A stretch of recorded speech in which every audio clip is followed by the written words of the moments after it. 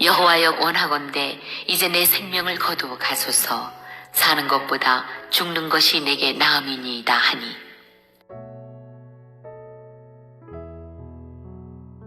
요나는 자기의 뜻, 곧 니느웨가 멸망하기를 바라는 염원이 이루어지지 않자 하나님 앞에 죽기를 구하고 격렬하게 항의하는 면모를 보였습니다. 이는 하나님 앞에 피조물에 불과할 뿐 아니라 또 하나님의 선지자요 종이라 일컫는 그가 결코 보여서는 안 될 합당치 못한 태도가 아닐 수 없습니다. 하지만 그는 여기서 죽기를 구하며 자기가 취하는 태도가 옳다고 항변하고 있는 것입니다. 이러한 요나의 태도는 물론 완악한 것, 하나님 뜻에 반하는 것이지만 이에서 우리가 한 가지 짚고 넘어가야 할 것이 있습니다.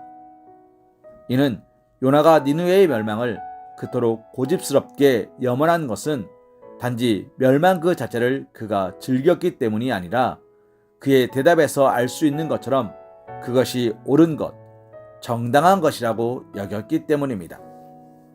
즉, 그는 당시 배타적 선민의식이란 그릇된 구원관에 사로잡혀 있었으며 그것을 하나님 앞에서까지 주장하며 고집한 것입니다. 요나가 가진 이러한 생각은 요나만 갖고 있었던 것이 아니며 당시 선민들 대다수가 갖고 있었던 생각이었습니다. 요나의 주장은 이에 근거한 것이며 하나님께 원망과 불평을 바란 것도 이에서 설명이 가능한 것입니다. 즉, 그는 자기가 옳은 것, 정당한 것을 주장하는데 왜 하나님께서 자신의 확신, 자신이 옳다고 믿는 것과 다른 일을 행하느냐 하는 것입니다. 하지만 이러한 요나와 당시 선민들이 가진 생각은 그릇된 것이었습니다. 하나님은 물론 이스라엘을 당신의 택한 백성으로 구별하셨습니다. 이는 그들에게만 구원이 있음을 확정하신 것은 아닙니다.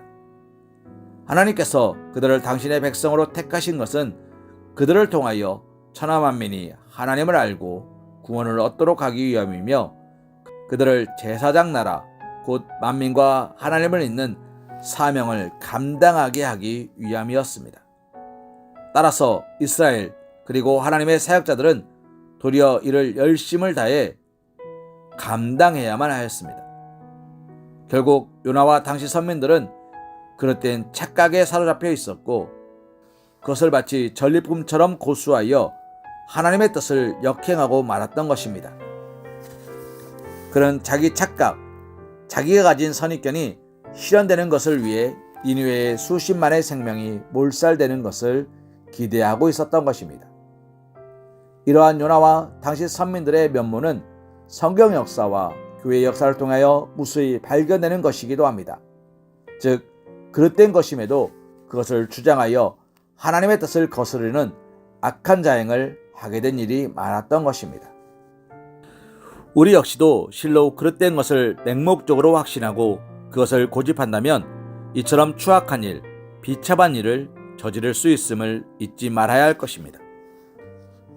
우리는 기독교 역사상 가장 위대한 사도로 존중받는 자이며 그리스도의 복음과 복음의 진리를 가장 선명하게 체계화한 바울 사도가 과거 그리스도의 교회를 핍박하는 자요 심지어 믿는 자들을 죽이는데 넘겨주는 일을 자행한 때도 있음을 기억해야 합니다. 그가 그렇게 했던 것은 그 스스로 고백한 것처럼 알지 못하고 행하였기 때문입니다. 우리 역시도 눈을 떠 우리 자신을 바르게 성찰하지 않는다면 그처럼 그릇된 일을 자행할 수 있음을 알아야 합니다. 오늘 우리가 고집하는 것들이 과연 하나님의 뜻에 적합한 것인지 검증하고 검증하며 오직 바른 진리의 길을 분별하며 그 길을 따라가시는 성도가 되시기를 소망합니다. 마태복음 22장 29절 말씀으로 오늘의 말씀 묵상을 이어갑니다. 예수께서 대답하여 이르시되 너희가 성경도 하나님의 능력도 알지 못하는 고로 오해하였도다. 아멘.